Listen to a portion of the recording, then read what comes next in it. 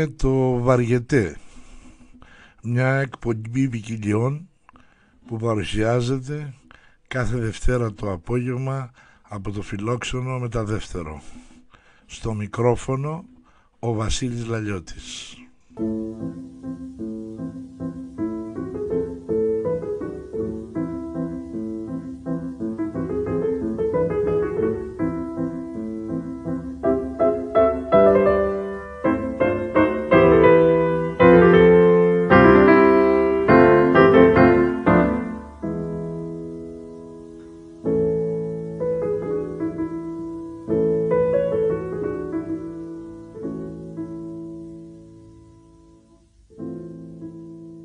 Στη γενικότερη ενασχόλησή μας με το χαϊκού και την ανάλυση του, την πρώτη προηγούμενη εβδομάδα ασχοληθήκαμε με το κάγκι, που δεν είναι τίποτα άλλο παρά μια λέξη εποχιακή.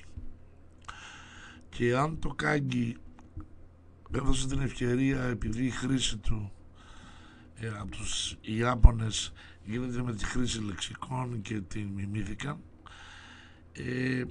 τώρα έχουμε να ασχοληθούμε με το κιρέζι, που είναι το δεύτερο στοιχείο του χαϊκού. Το κιρέζι σημαίνει κατά λέξη σπασμένη λέξη.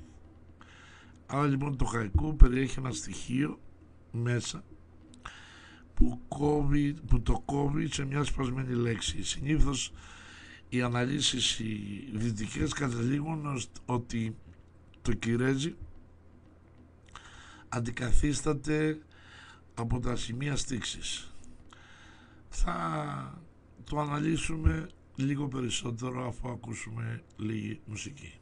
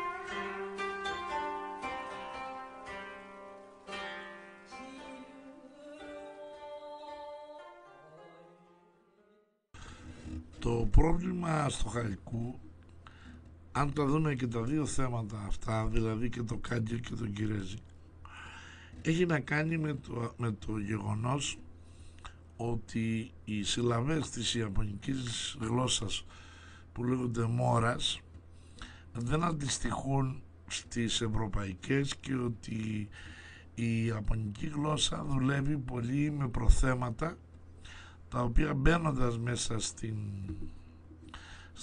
λέξη την ίδια αλλάζουν τη σημασία της. Άρα υπάρχει πάντα και διαρκώς το πρόβλημα της ερμηνείας των λέξεων με αυτά τα προθέματα. Και αν στο κάγκι υπάρχει μια επιμονή να μαζεύουν, να ακολουθούν τις εποχιακές λέξεις της ιαπωνικής γλώσσας, μεταφρασμένες βέβαια στις δυτικές γλώσσες, το κυρέγγι μέσα από τη γενική παρατήρηση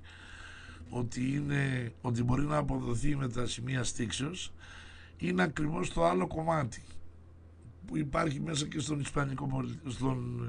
στον ιαπωνικό πολιτισμό. Δηλαδή, από τη μία έχουμε την αυστηρότητα του κάγκι που είναι μέσα από λεξικά και τα οποία στη διεθνή κοινότητα των χαϊτζίν υπάρχει μια άποψη να τηρούνται τα ιαπωνέζικα, και αυτό είναι υποσυζήτηση. Στην περίπτωση του κυρέζι λοιπόν υπάρχει η ελευθερία να δημιουργήσεις στο χαϊκού τη δική σου στίξη, και αυτό βέβαια επειδή δεν μπορεί να γίνει με καταλόγους, είναι ακριβώς το σημείο ελευθερίας που θα δείχνει και δείχνει τώρα και θα δείχνει και στο μέλλον την ικανότητα ανθρώπων που συνθέτουν χαϊκού εκτός της ιαπωνικής γλώσσας, αν ακριβώς έχουν το ταλέντο. Γιατί ακριβώς εδώ αποδεικνύεται ότι υπάρχει ένα κομμάτι που είναι αδίδακτο όσον αφορά στο χαϊκού, και έτσι οι λογιστές του χαϊκού με τα συλλαβόμετρα δεν έχουν να πούν τίποτα παρά μόνο ότι είναι τα σημεία στίξης, αλλά τα σημεία στίξης αποτελούν το χαρακτηριστικό και μάλιστα καθορίζουν το νόημα στο χαϊκού.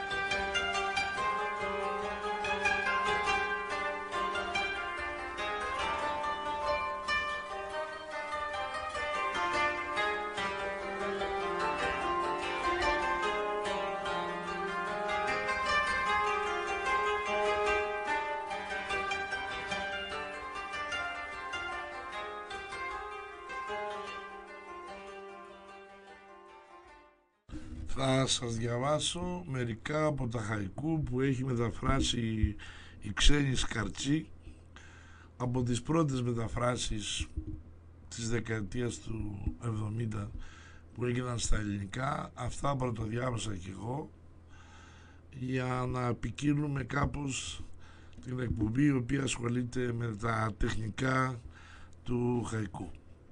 Πάμε λοιπόν. Αρακίντα Μωριτάκη. Ένα πεσμένο λουλούδι πάει στο κλαδί του πάλι. Ω πεταλούδα. Για μαζάκι σόκαν. Αν βρέχει, έλα ολοστρόγγυλο φεγγάρι του μεσονυχτίου. Κυρία σούτε τζο. Γυναίκα, πόσο θερμό το δέρμα που καλύπτει.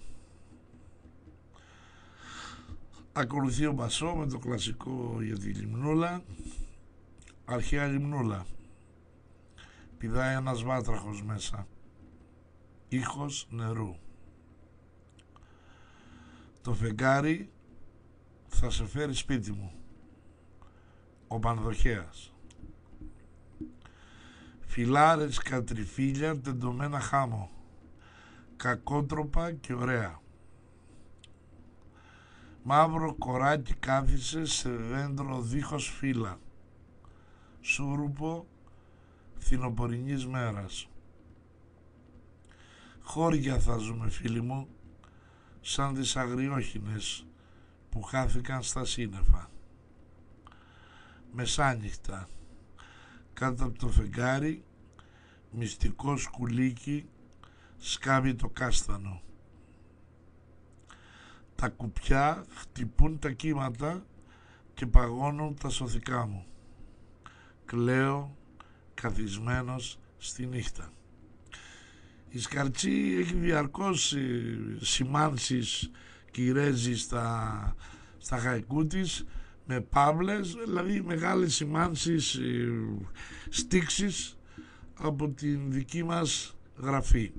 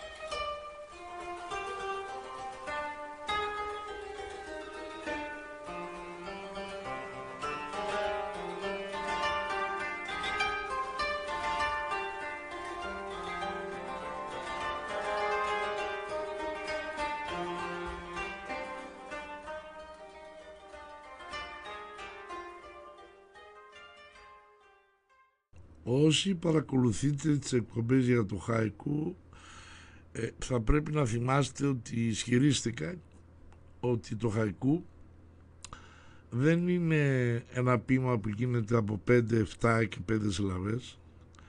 Καταρχήν στα ιαπωνικά γράφεται σε μία ευθεία, αλλά αποτελείται από, είναι ένα δύστιχο ποίημα το οποίο αποτελείται ή από 12 και 5 συλλαβές, δηλαδή έχει μια ισχυρή τομή στο δεύτερο στίχο που είναι επτασύλλαβος, ή ανάποδα από 5 και 12.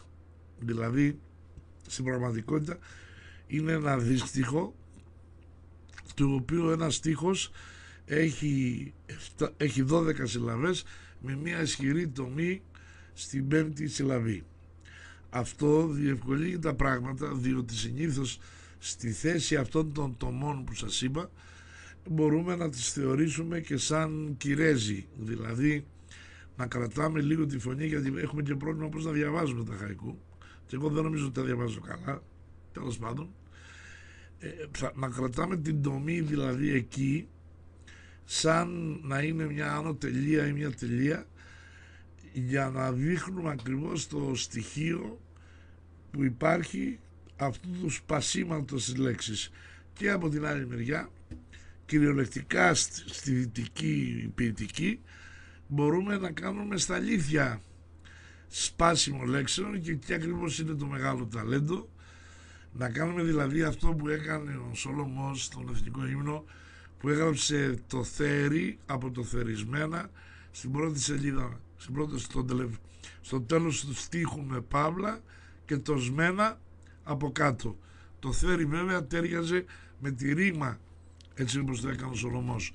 Αυτή η τέχνη του να σπάς δηλαδή τη λέξη στο τέλος του στίχου, όπως έγινε για τη ρήμα βέβαια στη δυτική ποιητική, μπορεί να γίνει ακριβώς για να επιτύχεις το κυρέζι στην μεταφορά ή στην συγγραφή του χαϊκού.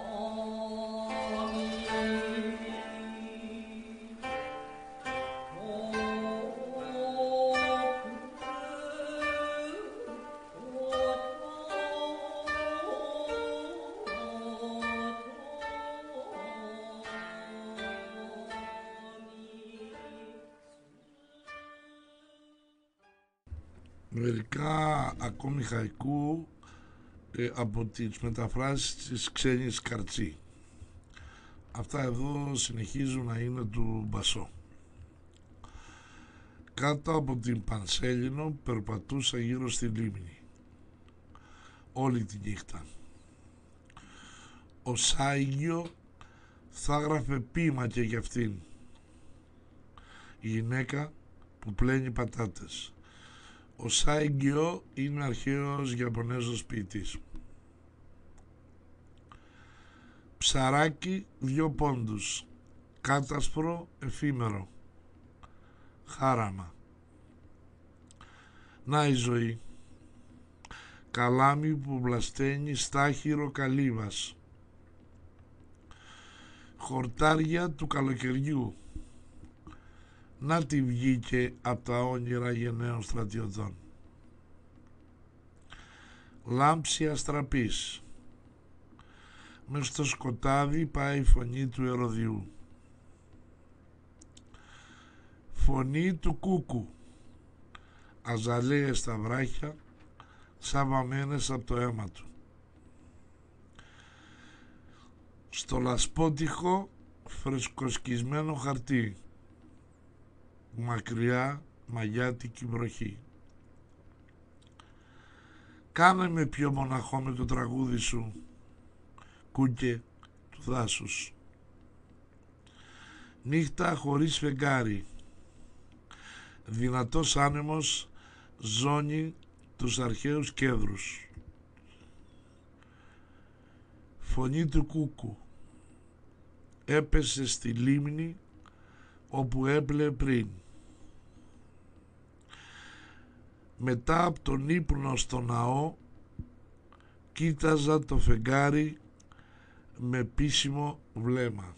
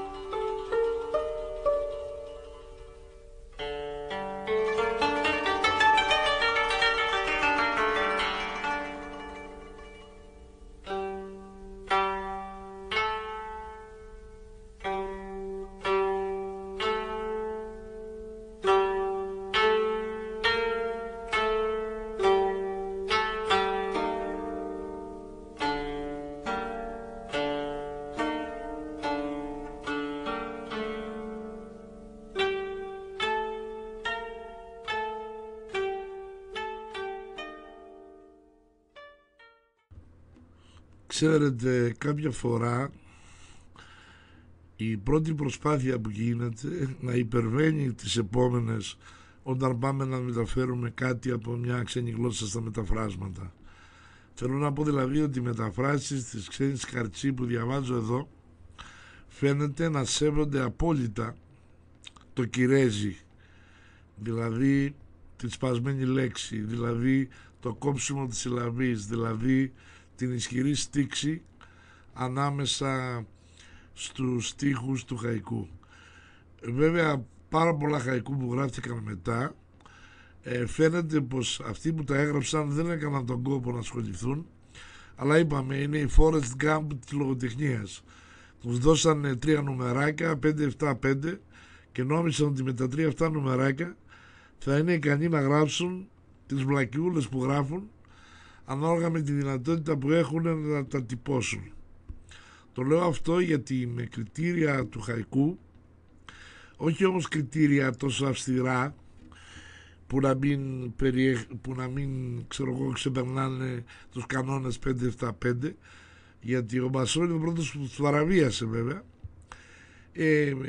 Τα χαϊκού που υπάρχουν και έχουν γραφτεί στα ελληνικά δεν θα έλεγα ότι είναι ελάχιστα, γιατί έχουν γράψει πολλοί, αλλά θα έλεγα ότι είναι τουλάχιστον τα μισά ή και πολύ λιγότερα από αυτά που ισχυρίζονται ότι έχουν γραφτεί και έχουν βγει σε βιβλία.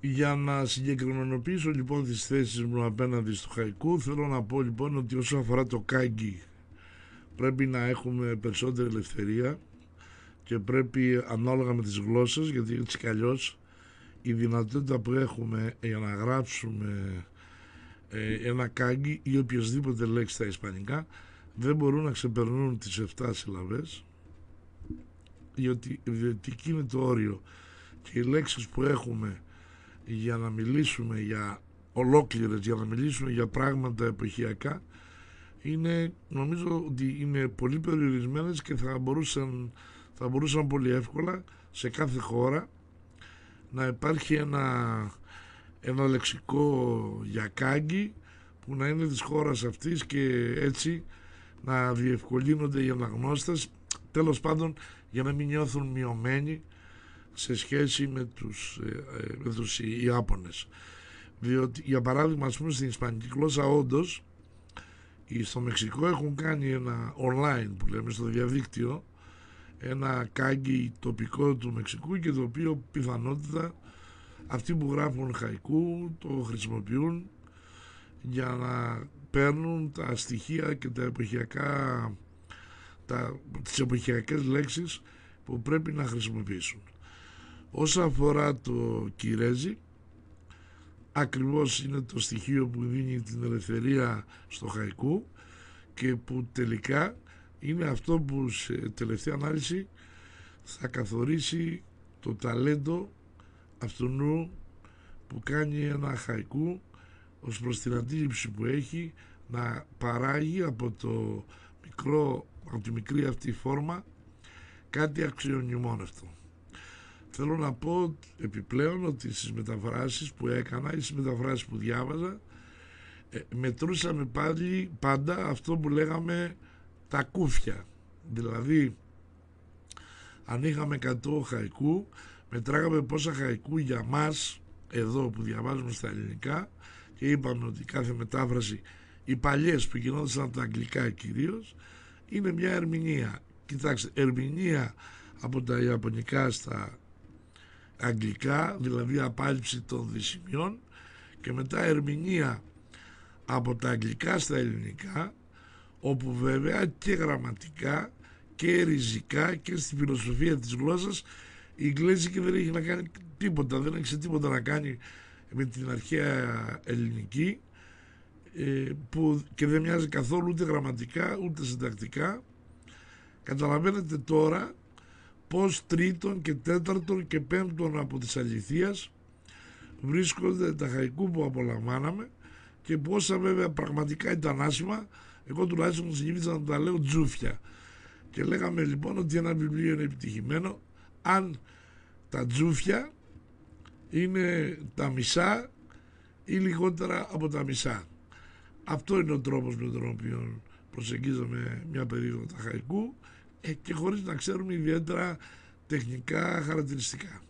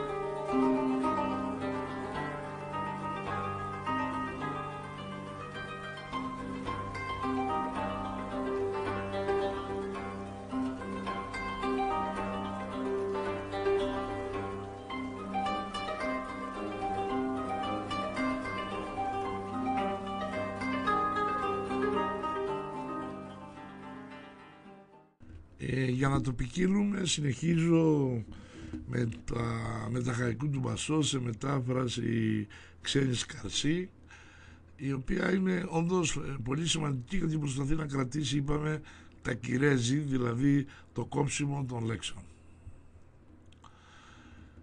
Γωνιά του ναού. Στην ανοιξιάτικη νύχτα κάποιος κάθεται στοχαστικά. Μες στη βροχή που πάει και στάνθη της κερασιάς, οι ιερείς περπατούν με ψηλά τσόκαρα. Πιο ψηλά από τον κορυβαλό ανέβηκα στον αέρα και ανάσανα στην κορυφή του γκρεμού. Λουλούδια κερασιά στο βραδινό ουρανό και ανάμεσά τους μελαγχολικό ένα έτοιμο αύριο να ανθίσει. Ακούγοντας ένα φασιανό από τα βουνά, λιώνω από αγάπη για τη μητέρα μου και τον πατέρα μου. Τα κέρατα του ελαφιού όλο κλαδώνουν. Έτσι κι εγώ πρέπει να χωριστώ, θέλω δεν θέλω, το φίλο μου. Φεγγάρι, όμως άδειο το τοπίο, σαν κάποιος να λείπει. Το καλοκαίρι στη Σούμα. Ίσα στην αιχμή του βέλους του ψαρά, η κραυγή άγριου κούκου. Το χιόνι, για να σε βλέπει, σου πέφτει ολόγυρα. Ησυχία, και στους βράχους μπαίνουν οι κρυγμοί των τζιτζικιών. Χωριό που δεν χτυπούν οι καμπάνες. Και τι κάνουν τα νηξιάτικα βράδια? Πόσο πολύ δροσερός, μικρός, μεσημεριανός ύπνος με τον τοίχο στις φτέρνες.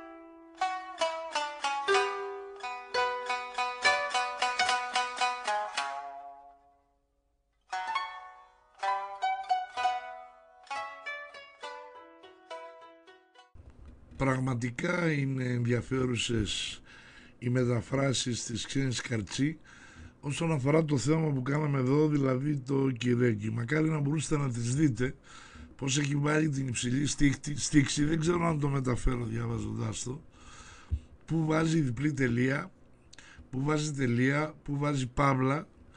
Πάντως όλα τα χαϊκού έχουν Κυρέτζικ και είναι πολύ σπάνιο. Τα βιβλία αυτά με τις Ξένες Καρτσή είχαν κυκλοφορήσει παλιά από τις εκδόσεις Κατστανιώτη σε κάτι κομψά, ωραία, στενόμακρα βιβλιαράκια. Ίσως να είναι δύσκολο να τα βρείτε, δεν ξέρω τι ακριβώς γίνεται. Εγώ τα πέτυχα από σύμπτωση κάπου ψάχνοντας γενικά στο διαδίκτυο. Και θα συνεχίσω να σας διαβάσω μερικά ακόμη του Μπασό που είναι πάρα πολύ ωραία. Άνοιξη. Λόφος δίχως όνομα τυλιγμένο στην πρωινή ομίχλη. Α, είναι άνοιξη. Η όμορφη άνοιξη. Όμορφη. Στο δρόμο του ήλιου οι δεντρομολόχες ακουμπάνε στις μαγιάτικες βροχές. Λάμψη αστραπής. Μες στο σκοτάδι πάει η φωνή του ερωδιού. Πες μου για την ερημιά του βουνού, γέρος αγρότης που βγάζει πατάτες. Βαθύ το χιόνι, μα σπάω μέχρι να σκοντάψω, να πέσω, κοιτάζοντας το άσπρο τοπίο. Χειμωνιάτικη μέρα, πάνω στα λογό μου παγωμένη σκιά. Μαραμένο χορτάρι κάτω από τα σωρωμένα κύματα ζέστης. Φθινόπορο. Ακόμη και τα πουλιά και τα σύννεφα φαίνονται γερασμένα. Κατσαρόλα για τα πόδια. Μέσα της ένα σύντομο όνειρο κάτω από το καλοκαιρινό φεγγάρι. Δεν ανήκει ούτε στο σούρουπο ούτε στο πρωινό ο ανθός του πεπονιού. Στο σκοτεινό δάσος πέφτει ένα μούρο, ήχος νερού.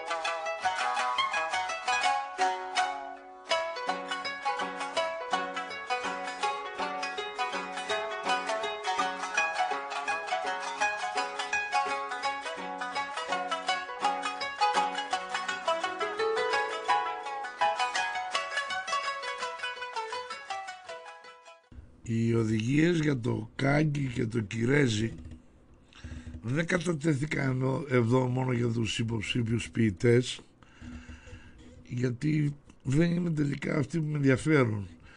Κατατίθενται και για τους υποψήφιους αναγνώστες, ούτως ώστε να μάθουν να διαβάζουν το χαϊκού με ένα πολύ συγκεκριμένο τρόπο, με τον τρόπο αυτό που λέω, ψάχνοντας και το κάγκι και το κυρέζι, και κυρίως το κυρέζι, που θα τους δίνει τη δυνατότητα να πετύχουν μια δική τους προσωπική ερμηνεία του κάθε χαϊκού, γιατί αυτό βεβαίως είναι και το ζητούμενο.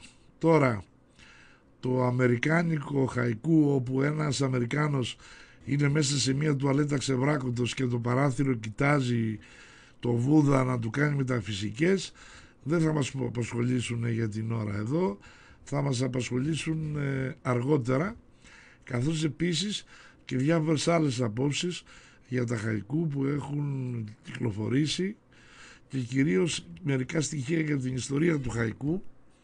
Μιλάω για την ιστορία της σύγχρονη και να μην ασχολόμαστε συνεχώς με τον Πασό, όπου θα δούμε πως το κοινωνικό στοιχείο, δηλαδή της αυταρχικής περίοδου της Ιαπωνίας, συμπλέκεται με την ιστορία του χαϊκού και με την λεγόμενη αστυνομία της ποίησης.